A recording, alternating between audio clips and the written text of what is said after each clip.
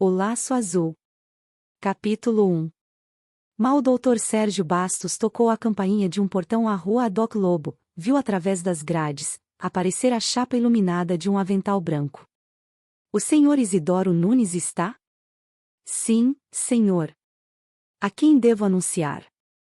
O Dr. Sérgio tirou vagarosamente da algibeira o seu cartão, entregou à criada e caminhou atrás dela pelo jardinzinho, onde floria uma enxora rubra. Mal diria ele que no fim de 40 anos de apartamento, teria de procurar o Isidoro para um caso tão particular e tão melindroso. Considerou com um olhar experiente e disfarçado o exterior da casa, que não lhe pareceu má, reconstruída há pouco, com as suas 5 janelas bem rasgadas sobre uma varanda ladrilhada, guarnecida de trepadeiras. A criada acomodou-o na sala e sumiu-se. Ele ficou a um canto do sofá, com a cartola nova entre os dedos cuidadosos, os pés bem calçados reluzindo sobre o tapete, o queixo enterrado entre as dobras do colarinho. Meditava. Que terão feito estes 40 anos ao Isidoro? Lembrava-se mais do seu caráter que da sua figura. As feições escapavam-se-lhe da memória, talvez as confundisse com as de outros, agora dos seus hábitos de docilidade e ao mesmo tempo de curiosidade miudinha, é que não. Se bem se lembrava, chamavam-o no colégio sabe-tudo, pelo motivo de que o Isidoro estava sempre a par de todos os acontecimentos da casa, desde os mais importantes até aos mínimos. Tal professor fora censurado discretamente, no escritório fechado? Ele sabia-o. O diretor hipotecara o prédio para acudir a despesas imprevistas? Sabia-o igualmente, como sabia que tal criado fora substituído, tal menino de Campos receberá tantas latas de goiabada enviadas pela mãe, como outro de Pernambuco tantas de caju cristalizado, mandadas pela tia. Dir-se-ia que os factos chegavam ao seu conhecimento, naturalmente, sem que ele os tivesse procurado conhecer por mexericos e confidências. Para castigá-lo daquela mania de besbilhotice e para ter comodidades à custa alheia, quantas vezes ele, que ali estava agora confuso e impressionado naquele canto de sofá, fizera do Isidoro, já mocinho, já buçando, gato-sapato nas diabruras do colégio. Pusera-lhe então à prova a docilidade. Era o pobre do Isidoro quem o livrava dos encargos aborrecidos de fazer a cama, escovar a roupa, lavar os pentes, engraxar as. Uma porta rangeu. O Dr. Sérgio levantou-se, 2 braços magros, cobertos de brim claro, abriram-se diante dele. Os 40 anos tinham feito alguma coisa sã ambos, saudades. Talvez não fosse positivamente saudades um do outro, mas do tempo da vida em comum no pensionato. O abraço foi longo e mudo. Depois os 2 homens sentaram-se, observando-se linda com um sorriso nos olhos úmidos. Dir-se-ia que cada um deles encarnava a mocidade do outro, e eram já ambos encanecidos, Dr. Sérgio, com suicinhas brancas, sem bigode, Isidoro Nunes de bigode, branco também. Que surpresa! Dr. Sérgio perguntou então ao amigo como se pudera lembrar dele, depois de tamanha ausência. Homem, se eu lhe fizesse essa pergunta, vá. Mas você, que fez um nome brilhante, que se tem posto em evidência. Assim, sei em que ano se formou em São Paulo.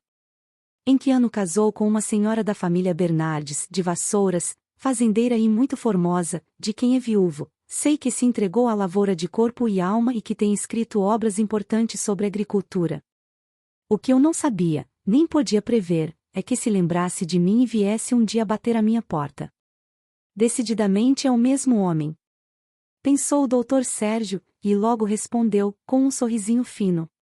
Pois eu também não me esqueci. E a prova é que aqui estou, um pouco pasmado de que o amigo saiba de mim mais do que eu quanto às minhas obras, que, longe de serem importantes, são uns pequenos ensaios de pomologia.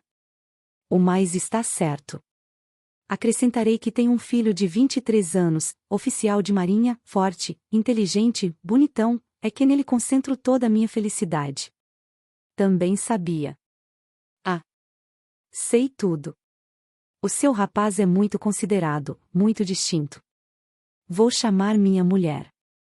Ela vai ficar contente, porque já o conhece através da minha amizade. Fui sempre muito seu apreciador, você era um rapaz encantador, às vezes aborrecia-me. Abusava, mas, enfim, rapaziadas. Riram-se ambos. Sim, rapaziadas, também é ele, os outros o que faziam.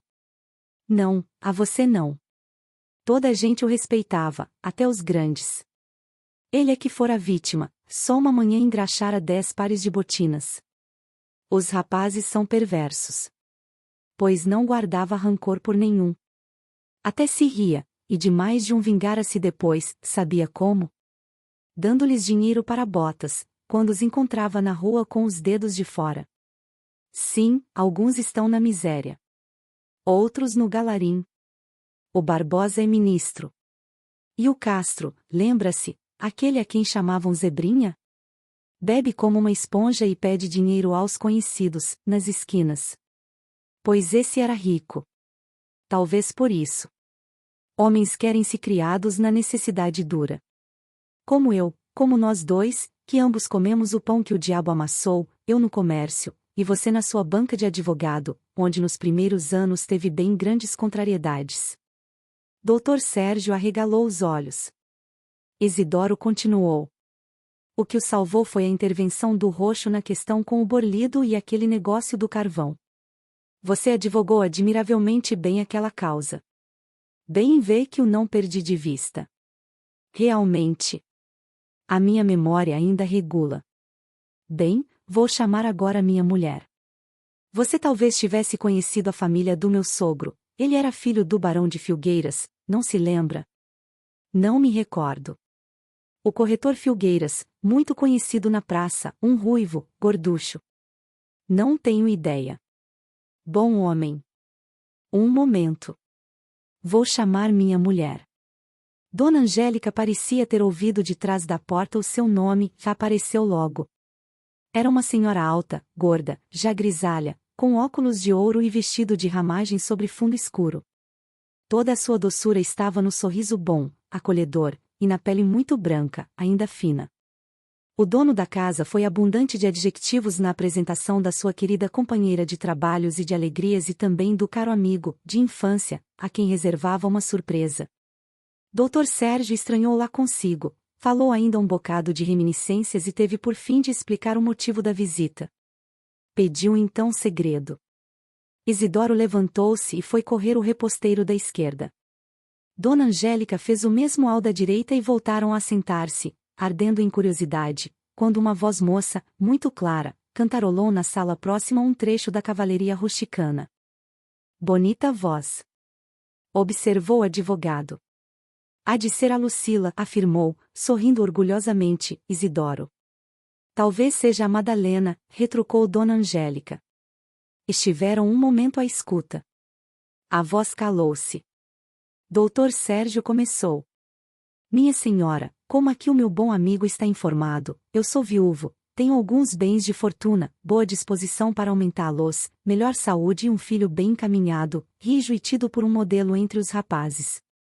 Vivo no campo e, tanto quanto eu agora me destinei à terra, o meu Raul se dedicou ao mar. O ideal é outro, mas a pertinácia é a mesma. Guarda-marinha, deve partir com a sua turma, de hoje a 20 dias em viagem de instrução. Estava combinado que meu filho fosse despedir-se de minha fazenda, quando há dias recebi dele este telegrama. Dr. Sérgio desdobrou com o seu gesto pachorrento um papelinho e ofereceu a Dona Angélica. Ela leu alto. É indispensável a sua presença aqui. Venha já. Raul. O telegrama não explicava coisa nenhuma, Dona Angélica entregou aberto ao advogado, com ar meio estúpido e interrogativo. Ele sorriu. Iam saber. Quando recebi este telegrama, imaginei tudo, menos a verdade. Supus o meu rapaz em véspera de alguma operação grave, que requisitasse a minha presença, ou envolvido num desses dramas modernos de amores complicados, ou arriscado a algum duelo. Enfim, precipitei-me para o rio, formulando as hipóteses mais disparatadas e mais perturbadoras. Ao abraçá-lo, pela primeira vez em minha vida, depois que ele é homem, o meu filho chorou. Bambo, apatetado, eu nem ousava interrogá-lo, até que ele se declarou. Estava apaixonado. Dona Angélica suspirou de alívio. Isidoro interrogou com interesse. Paixão pura. Paixão? Perfeitamente lícita. Meu filho, é o protótipo da honestidade, não confessaria uma paixão reprovável. Como ente humano, nunca o julguei isento das maiores dores humanas, mas dessa quis Deus poupá-lo, e eu dou-lhe graças. O amor de meu filho é por uma moça solteira, a quem ele deseja ligar o seu destino. E embora parta de hoje a 20 dias, quer embarcar deixando aqui não a sua noiva, mas a sua mulher. Há casos, vê-se, em que é melhor a certeza que a esperança. Minha senhora, quando meu filho me disse o nome do pai dessa moça, meu coração palpitou com mais força. Era o de um velho amigo. E foi por isso que ousei vir, desacompanhado, bater à sua porta. Consente em que sua filha case com meu filho? Dona Angélica tornará-se lívida e muda. Isidoro torceu nervosamente a ponta do bigode e interrogou com voz engasgada. Qual delas? Qual delas? Chegou a vez do doutor Sérgio ficar interdito. E depois? Julguei haver só uma.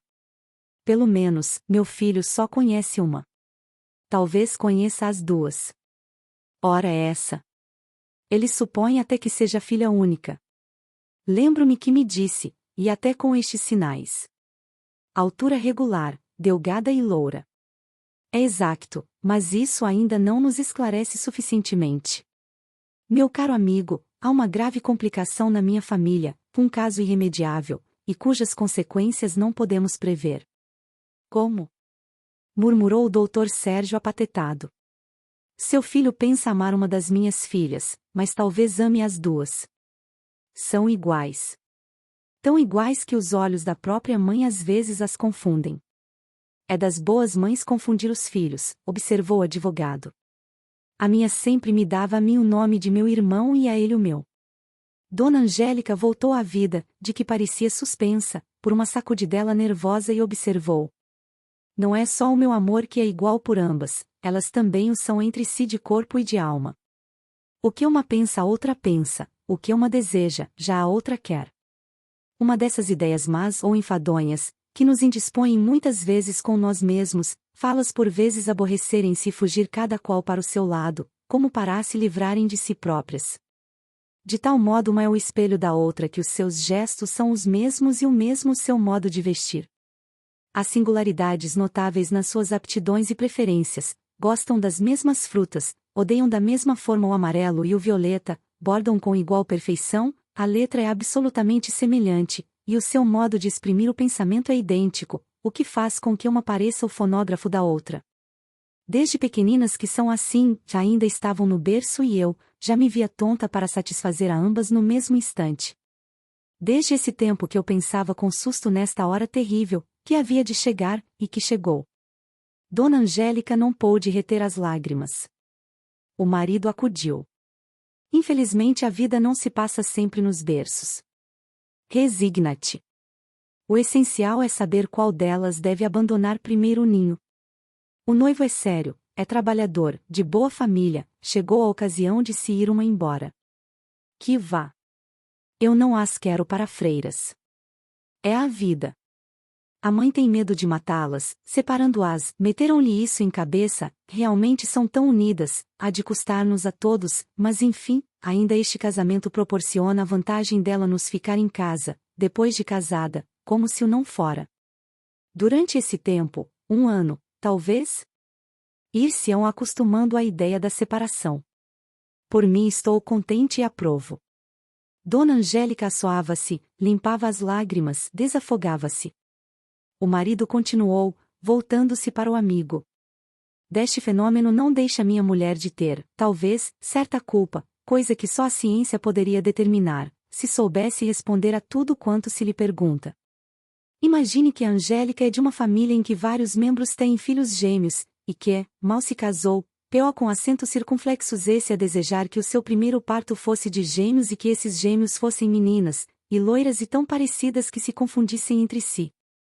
Ora, todos os outros gêmeos da família são casais e são trigueiros. Não teria a sua vontade tido influência neste caso fisiológico? O doutor Sérgio abanou a cabeça, para exprimir a sua ignorância. E depois, para fugir do assunto. O que não posso compreender é como meu filho ignorasse isso, e não tivesse nunca visto senão uma das meninas. Eu explico, antigamente, quando saíamos com as duas, eram tantos os comentários, as olhadelas, as observações que nós, vexados, adotamos o sistema de sair só com uma. Quando vai a Lucila, fica a Madalena, quando vai a Madalena, fica a Lucila. Seu filho talvez conheça as duas, julgando conhecer uma. A minha esperança é que ele possa determinar, pelo lugar em que a viu pela primeira vez, qual das duas terá de ser sua mulher, caso não haja já correspondência. Isto de moças pregam-nos às vezes cada peça, por maior que seja a vigilância. Sou difícil de enganar, sei tudo, todavia não estarão as coisas mais adiantadas do que supomos? Assim estivessem, mas não estão. Meu filho, que é tão arrojado com tudo mais, é um tímido em questões de amor. Disse-me que não se atreveu a declarar-se e nem se aventuraria a pedir a menina, por quem morre de amores, se não tivesse de partir agora. Assim, disse-me ele, se me derem um não, ninguém mais me porá aqui a vista em cima, se me derem um sim, partirei feliz. Parece que houve troca de sorrisos. Olhares. Não passou disso. Um nada para uns, a existência para outros. Meu filho é dos últimos, extremamente sensível. Dona Angélica continuava sucumbida, olhando para o vazio da sala, como se quisesse sondar o futuro. Dr. Sérgio mudará também de aspecto. Cravara-se-lhe uma ruga funda entre as sobrancelhas. Ouvir-se-ia voar uma mosca. De repente, Isidoro cortou decididamente o embaraço. Traga cá amanhã à noite o seu rapaz, previna-o primeiro como entender, da extravagância da situação. Entretanto nada direi às minhas filhas, para as não sobressaltar nem fazê-las passar por um vexame, caso seu filho desista. Se ele não desistir, nem souber determinar positivamente o dia em que viu a menina pela primeira vez, cada uma das pequenas virá por sua vez à sala e a sua comoção decidirá da sua sorte. A surpresa que lhe anunciei era exatamente a apresentação delas. Já agora fica tudo adiado para amanhã. Ainda mais uma explicação: se seu filho desistir, o amigo virá sozinho e o segredo ficará entre nós. Que tudo se decida, sem hesitações nem demoras. Dona Angélica teve um olhar súplice. Isidoro respondeu-lhe, com expressão penetrante: Até lá. Silêncio.